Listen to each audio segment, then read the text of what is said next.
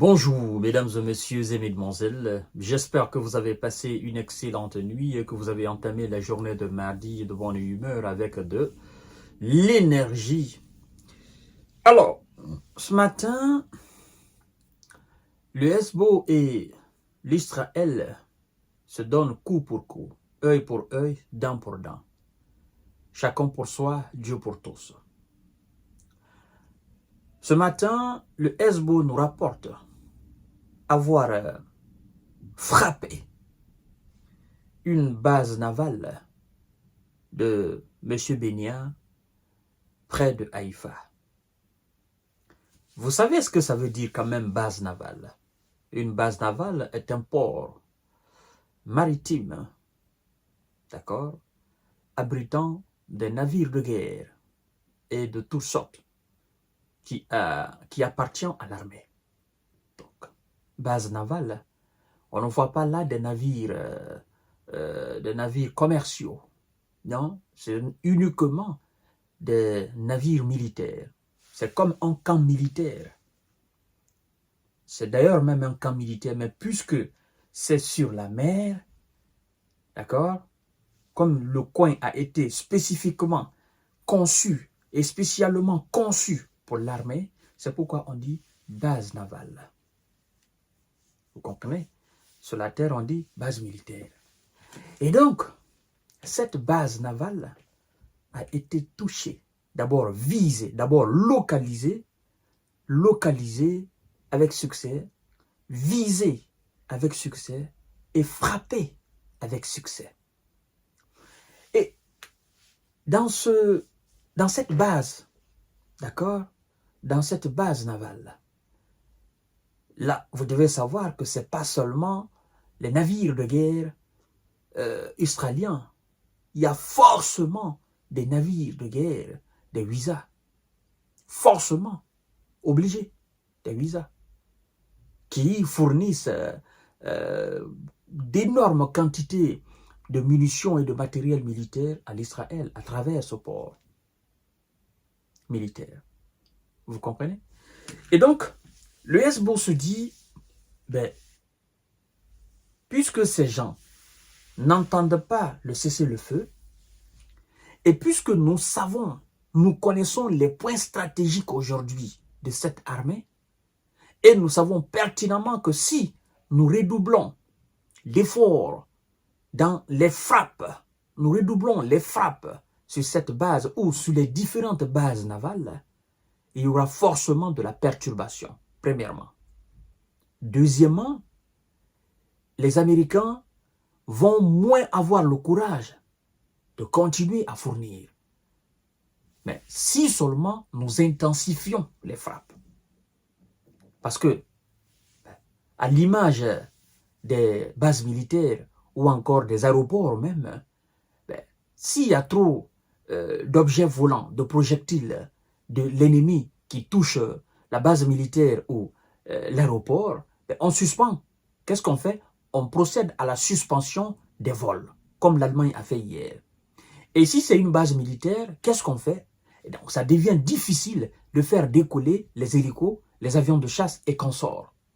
Parce que, évidemment, ils auraient affaire avec les projectiles, les missiles, les drones qui vont alors inonder effectivement le ciel en direction de la base militaire. Et donc, si c'est une base navale, c'est la même règle. Tout le temps, vous êtes assaillis, vous êtes bombardés, vous avez des projectiles qui viennent de part et d'autre, qui touchent des navires de guerre, qui touchent les installations, qui touchent les stocks. Ça fait énormément peur. Et donc, ça perturbe de façon considérable l'approvisionnement. Parce que, dorénavant, nous savons que le système qui est censé défendre cette armée et ce peuple, ce système ne fonctionne pas. Ce système est devenu, un dône de cheval ou dône de chèvre. Hein? Je dirais même pas dos de mouton, c'est dos de chèvre. Donc aujourd'hui, ce système est un échec cuisant pour l'armée de M. Bénia. Et donc maintenant, si le Hezbollah a les capacités d'opérer ou de manœuvrer des bases navales, des bases militaires, des centres névralgiques, des centres du renseignement militaire. Ah, mesdames et messieurs, la donne, ça change. La donne, ça change.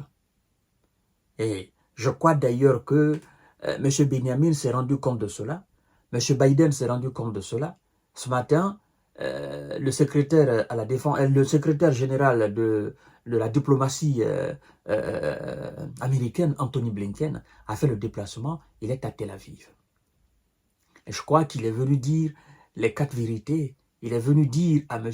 Benjamin, ben, mon gars, les donnes ont changé. Depuis Washington, depuis le Pentagone, on sait ce qui se passe sur le terrain. Ça, on le sait. Il y a des observateurs indépendants, ils savent ce qui se passe sur le terrain. Et si vous continuez comme ça, je pense que nous n'avons aucune capacité de continuer la guerre à long terme. Parce que ces gens ont des capacités maintenant qui effrayent. Et il y a des puissances qui se tiennent derrière eux. L'approvisionnement ne manque pas. Les hommes, ça ne manque pas. Les munitions, ça ne manque pas. Les missiles, les roquettes, les drones, tout ce qu'ils n'avaient pas par le passé, n'est-ce pas, qui nous permettait de les effrayer. Aujourd'hui, ils ont tout ça. En fait, la seule chose qu'ils n'ont pas, c'est l'aviation. Parce que s'ils ont l'aviation, c'est fini pour l'Israël.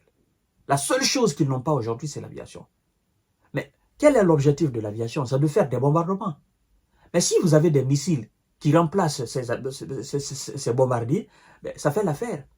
Et ils en ont les missiles. Vous voyez? Donc, mesdames et messieurs et mesdemoiselles, c'est un nouveau choc pour M. Benjamin, qui a du mal maintenant à sortir comme il aimait sortir, qui a du mal à se déplacer parce qu'il ne fait plus confiance à personne. Hein? Il n'est plus fait. M. Benjamin, quelque part, il se dit, ces gars, dès que l'occasion se présentera, ils vont m'envoyer directement au repos éternel. Donc le gars aujourd'hui, il part, il vit de cachette à cachette, de cachette en cachette, parce que la confiance n'existe plus. Il n'a plus confiance à sa défense fabriquée par les Américains, et autour de lui, les hommes qui l'entourent, il n'a pas trop confiance parce qu'il sait qu'il est contesté, il est désapprouvé. Et ajouter à cela, cette nouvelle qui vient de tomber ce matin, on a touché la base navale, ça devient très très dur. Ils vous ont dit que la guerre sera très coûteuse pour vous, que ça sera très très dur pour vous. Vous n'avez pas compris. Vous vous êtes obstiné à continuer. Et jusqu'à présent, vous vous enorgueillez. Vous continuez toujours. Pourtant, vous n'enregistrez pas de victoire. À part des bombardements dans les banlieues de Beyrouth et dans certains villages, sur le terrain, vous ne faites aucun succès. Mesdames et messieurs, je vous donne rendez-vous tout à l'heure. Ce n'est pas une nouvelle rassurante pour M. Benjamin. Base navale. Ah non. Ça, c'est là où se trouvent d'ailleurs des explosifs qu'on apporte des États-Unis. Voire même des pays européens qui fournissent. Ah non, non, non. Ça, ce n'est pas une bonne nouvelle du tout pour M. Benjamin.